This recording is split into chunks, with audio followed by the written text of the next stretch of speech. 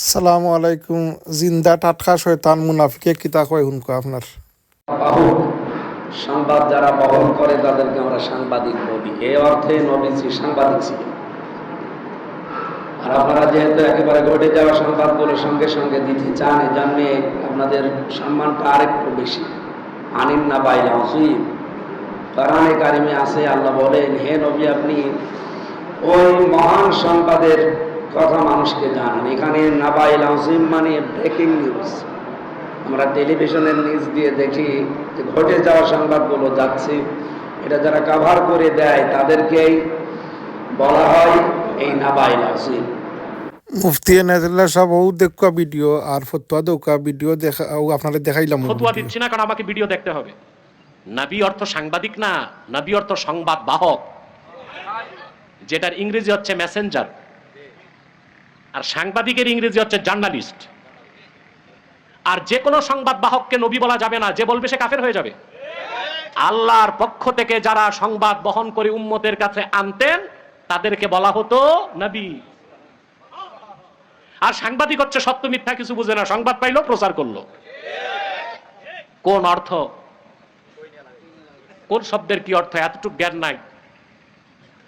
আর এই সাংবাদিক এই রকম একটা ফালতু শব্দ আল্লাহর হাবিব মুহাম্মদ সাল্লাল্লাহু আলাইহি সাল্লামের আরশচুম্বী সম্মান মর্যাদার দিকে নিসবত করা জঘন্যতম বেয়াদবি। তওবা করা উচিত, বক্তব্য প্রত্যাহার করা উচিত। পড়া নাই, লেখা নাই, তাফসীরের কোনো জ্ঞান নাই, হাদিসের কোনো জ্ঞান নাই, আরবি লুগাতের কোনো জ্ঞান নাই, বাস স্টেজে উঠলো আর যা খুশি তা বললো। আল্লাহ হেদায়েত করুন। আজকে এতটুকু বললাম, সময় দিলাম বক্তব্য প্রত্যাহারের এবং সংশোধনের। আজকে গাড়িতে আসতে আসতে শুনলাম কোন এক পাগলা বক্তা, আমি কঠোর কোনো ফতোয়া দিচ্ছি না, কারণ আমাকে ভিডিও দেখতে হবে। নবী অর্থ সাংবাদিক না, নবী অর্থ সংবাদ বাহক। দিয়ে বলছেন নবীজি সাল্লাল্লাহু আলাইহি সাল্লাম বার্তা বাহক ছিলেন, সেই অর্থে নবীজি সাল্লাল্লাহু আলাইহি সাল্লাম সাংবাদিক ছিলেন। এত আস্তে নাউজুবিল্লাহ বললেন। আচ্ছা, বেয়াদবির তো একটা স্কেল থাকা উচিত, একটা মাত্রা থাকা উচিত। আমি কার সামনে কথা বলছি? তিনি কে? তিনি কি আমাদের সমাজের সাধারণ কোনো মানুষ, সাধারণ কোনো সৃষ্টি? আসমান, জমিন, লৌহ কলম, চাঁদ, সূরজ, যার সৃষ্টির কাছে রেডি হয়ে আছে, নবীরা পর্যন্ত যার নাম উচ্চারণ করতে সাবধানতা অবলম্বন করেছেন, স্বয়ং আল্লাহ রাব্বুল আমিন মুহাম্মদ বলে নাম উচ্চারণ করেন নাই, তাকে আপনি সাংবাদিক বলেন? এই বক্তার জাতির সামনে নিঃসন্দেহে নিঃশর্ত ক্ষমা ভিক্ষা চাওয়া উচিত। এক সময় বলে কোরআন শরীফ আল্লাহ ফেসবুক চালাতে বলেছেন, আল্লাহ পাক লাইক কমেন্ট করতে বলেছেন। আরেকবার বলে কোরআন শরীফ আল্লাহ আওয়ামী লীগ এবং বিএনপির নাম বলেছেন। আরেকবার বলে অমুক নায়িকার দিকে বিসমিল্লাহ বলে একটু তাকাবেন। উদ্ভট কথাবার্তা। আল্লাহর কোরআনের মঞ্চটাকে কয়েকটা দায়িত্বহীন জ্ঞানহীন আলেম নাপাক বানিয়ে ছেড়ে দিয়েছে। কথা ঠিক না? ঠিক জুড়ে বলেন। হাতে গোনা কয়েকটা বক্তার কারণে আজকে আলেম সমাজ বিতর্কের মুখে।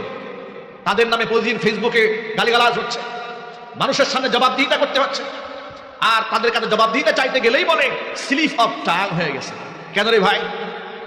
আপনি কথায় কথায় মাপ চান, কতবার মাপ চাইলে আপনি শুধরাবেন? কতবার আপনার স্লিপ অফ টাং হয়?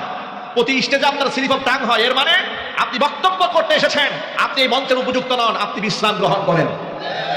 কথা ঠিক কিনা চিল্লায় বলেন। আচ্ছা, আপনাদেরকে একটা কথা বলি। একজন ড্রাইভার যদি প্রতিদিন রাস্তায় রং সাইডে চলে সীমা লঙ্ঘন করে, আর প্রতিদিন যদি বলে যে প্রথম প্রথম ড্রাইভার হয়েছে, কদিন পরে ঠিক হবে, এটা কি মানবে কর্তৃপক্ষ? রাষ্ট্রের আইন মানবে? সুতরাং রাসূলের শানে যারা গুস্তাখি করে, আমি আবার বলছি, আল্লাহর শানে, রাসূলুল্লাহর শানে, কোরআনের ব্যাপারে, হাদিসের ব্যাপারে, কোরআনের তাফসীরের ব্যাপারে মন গড়া কথা বলবেন, আপনি কত বড় সেলিব্রিটি এটা আমরা দেখব না। আমরা দাঁত ভাঙ্গা জবাব দেওয়ার জন্য প্রস্তুত আছি।